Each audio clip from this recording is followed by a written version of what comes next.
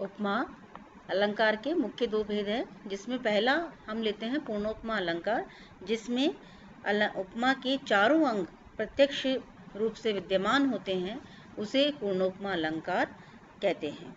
और इन अंगों के लुप्त होने से जो स्थिति बनती है उसे हम लुप्तोपमा अलंकार कहते हैं। तो पूर्णोपमा अलंकार, जहाँ उपमा के चारों अंग बता दिया आपको मैंने अभी, उपमेय, उपमान, साधारण धर्म या वाचक शब्द एक साथ उपस्थित हो, वहाँ पर पूर्ण उपमा अलंकार माना जाता है। पीपर, पात, सरिस, मंडोला, ये इसका उदाहरण भी यहाँ पर है। लुप्तोपमा, उपमा के चारों अंगों में से कोई भी उसका एक या एक से अधिक अंग जहाँ लुप्त रहते हैं, वहाँ पर लुप्तोपमा अलंकार होता है। तुम सम पुरुष न मोसम नारी, ये इसका उदाहरण यहाँ पर आपके सामने प्रस्तुत है। आगे देखते हैं हमारा दूसरा अलंकार,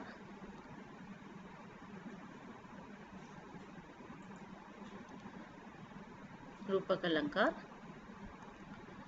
रूपक जहाँ उपमान और उपमेय के भेद को समाप्त कर उन्हें एक कर दिया जाए, वहाँ रूपक अलंकार माना जाता है। अर्थात अब जब प्रस्तुत या उपमेय पर अप्रस्तुत या उपमान का आरोप होता है, तब वहाँ रूपक अलंकार होता है। यह आरोप दो प्रकार का होता है, एक अभेदता के द्वारा और दूसरा तद्रूपता के द्वारा। इस आधार पर रूपक के दो भेद होते हैं, एक होता है अभेद रूपक, दूसरा होता है तद्रूप रूपक। इसमें भी इनमें से प्रत्येक के तीन भेद हो जाते हैं, जिसमें अधिक, हीन और सम। अभेद रूपक में उपमेय और उपमान एक दिखाए जाते हैं, इनमें कोई भी भेद नहीं होता है।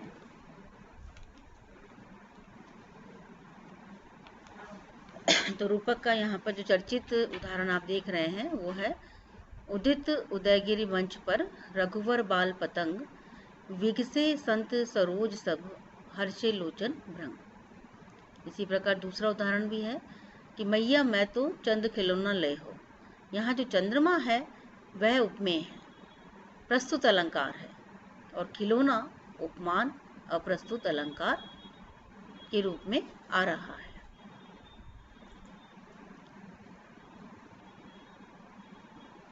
तत्पश्चात हमारा जो दूसरा अलंकार है वह है उत्प्रेक्षा। उत्प्रेक्षा अलंकार, उत प्लस प्र प्लस ईक्षा, अर्थात प्रकृष्ट रूप से देखना। उपमेय में उपमान की कल्पना या संभावना होने पर उत्प्रेक्षा अलंकार होता है। क्या होता है? उपमेय में उपमान की कल्पना या संभावना होने पर उत्प्रेक्षा अलंकार होता है। इसके कुछ वाचक शब्द हैं जिन्हें आप आसानी से इस अलंकार को पहचान सकते हैं, जैसे मनो, मानो, ज्यों, जानो, जानहु इत्यादि। जैसे उदाहरण भी है आपके सामने, सोहत ओढ़े पीत पट, श्याम सलोने गात, मनहु नील मणि शैल पर, आतप पर्यो प्रभात। श्याम सलोने गात, ये तो उपमेय है, प्रस्तुत अलंकार है, और आपत पर्यो प्रभात, ये उपमान है और अप्रस्तुत अलंकार है। अब आप देखेंगे कि मनुहु, ये मनुहु आ गया है इसमें वाचक शब्द, तो यहाँ पर ये पूरा उत्प्रेक्षा अलंकार आप इसको अच्छी तरीके से समझ सकते हैं और देख सकते हैं। इसमें भी उत्प्रेक्षा के तीन प्रधान भेद होते हैं, वस्तु उत्प्रेक्षा, हेतु उत्प्रेक्षा और फलोत्प्रेक्षा।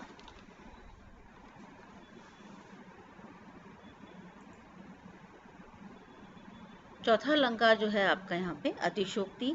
सभी बच्चे 11वीं 12वीं के अंदर जिनके पास में अगर विशेष हिंदी रही हो, हिंदी साहित्य जिन्होंने भी पढ़ा है, वह अतिशोक्ति अलंकार के बारे में जानते हैं। अतिशोक्ति यानी अति का मतलब ये है कि बहुत ज़्यादा किसी भी बात को बढ़ा चढ़ा करके प्रस्तुत करना।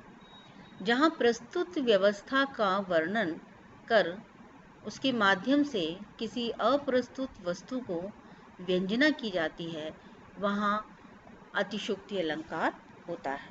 अर्थात सामान्य अर्थ में यह बात कहें तो कि जहाँ किसी वस्तु का वर्णन बहुत अधिक बढ़ा चढ़ा कर किया जाता है, वहाँ अतिशोक्ति अलंकार होता है। मतलब साधारण सी बात हो और उसे इतना अधिक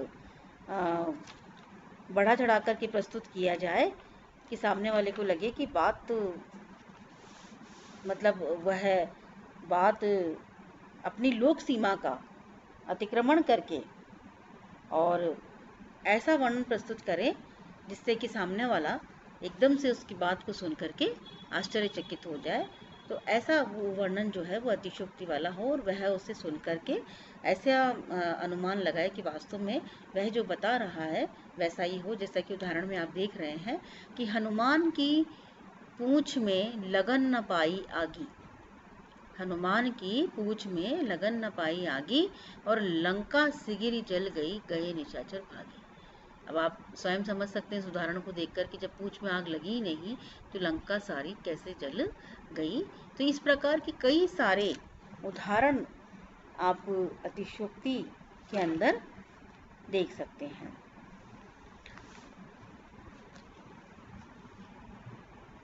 इसके बाद हम आते हैं व्यतिरेक अलंकार। व्यतिरेक अलंकार का शाब्दिक अर्थ होता है आधिक्य। व्यतिरेक अलंकार का शाब्दिक अर्थ होता है आधिक्य। व्यतिरेक में कारण का होना जरूरी नहीं होता, अतः जहाँ उपमान की अपेक्षा अधिक गुण होने के कारण उपमेय का उत्कर्ष हो, वहाँ पर व्यतिरेक अलंकार माना जाता है। जैसे उदाहरण है इसका, का सरवरी ते ही देव मयंको, चांद कलंकी वह निकलंक। यानी आधिक्य है किसमें, मुख की समानता चंद्रमा से कैसे दूं, नहीं दे सकता क्योंकि चांद में तो कलंक है लेकिन मुख में कलंक नहीं है, तो मुख की समानता चंद्रमा से कैसे कर दूं मैं, यहाँ पर इसका अभिप्राय ये है। इसके तत्पश्चात हम ले रहे हैं संदेह अलंकार। संदेह, जहाँ उसी वस्तु के समान दूसरी वस्तु की का संदेह किया जाए लेकिन वह निश्चित तौर पर नहीं हो या निश्चित आत्मक ज्ञान में ना बदले, वहाँ हम संदेह अलंकार लेते हैं कि उसमें थोड़ा बहुत संदेह हो तो वहाँ संदेह अलंकार है। जैसे कि एक उदाहरण है, ये आपका मुख है या चंद्र है। अब आपका मुख है या चंद्र, तो इसमें संदेह है, या हम इसे चंद्रमा माने या मुख माने। उसी प्रकार यहाँ उदाहरण है, ये काया है या शेष उसी की छाया, क्षण भर उनकी कुछ समझ में आया। मतलब वो समझ नहीं पा रहा है कि ये जो शरीर है ये काया है या सिर्फ उसकी छाया मात्र है, तो वह स्पष्ट नहीं कर पा रहा है, इसलिए उसे यहाँ पर संदेह हो रहा है। भ्रांतिमान, जहाँ समानता के कारण उपमेय में उपमान की निश्चयात्मक प्रतीति हो, वह क्रियात्मक परिस्थिति में परिवर्तित हो जाए, उसे हम भ्रांतिमान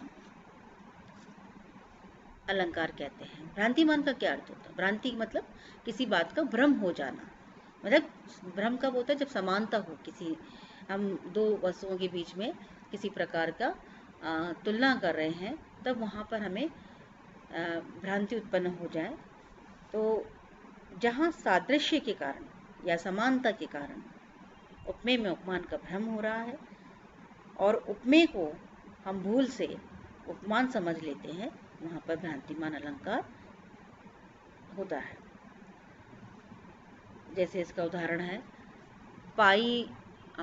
पाए महावर दीन को नाइन बैठी आए, फिरी फिरी जानी महावरी एड़ी भिड़त जाए। मतलब नायिका की जब नायन उसकी पाँव में मेहंदी लगाने के लिए आई, महावर लगाने के लिए आई, तो वह समझ नहीं पाई कि नायिका के पैर जो थे वो पहले से ही इतने लालिमा युक्त थे, इतने लाल थे कि वो समझ नहीं पा रही थी कि मैं इसमें महावर लगी हुई है या महावर और मुझे कहाँ लगानी है। तो इस प्रकार उसे भ्रांति हो रही थी और वह समझ नहीं पा रही थी कि वह कहाँ पर महावर लगाए।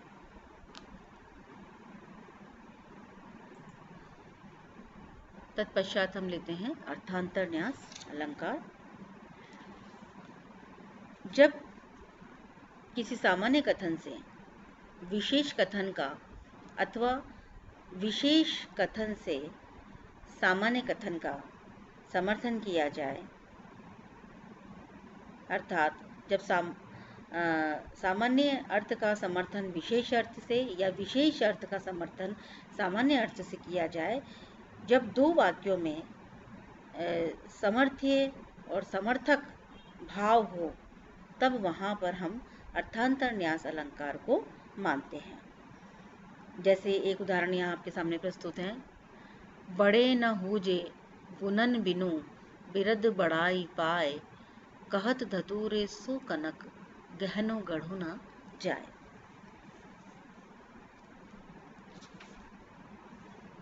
इसी प्रकार और भी आप इसमें उदाहरण देख सकते हैं।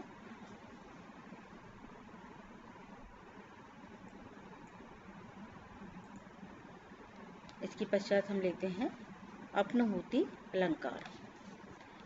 अपनुहूति का अर्थ होता है छिपाओ। जब किसी सत्य बात या वस्तु को छिपाकर उसके स्थान पर किसी झूठी वस्तु की स्थापना की जाती है, वहाँ अपनुहूति अलंकार होता है। यह अलंकार उभय अलंकार का भी एक अंग है। जैसे सुनहि नाथ रघुवीर कृपाला, बंधु न होए मोर यह काला।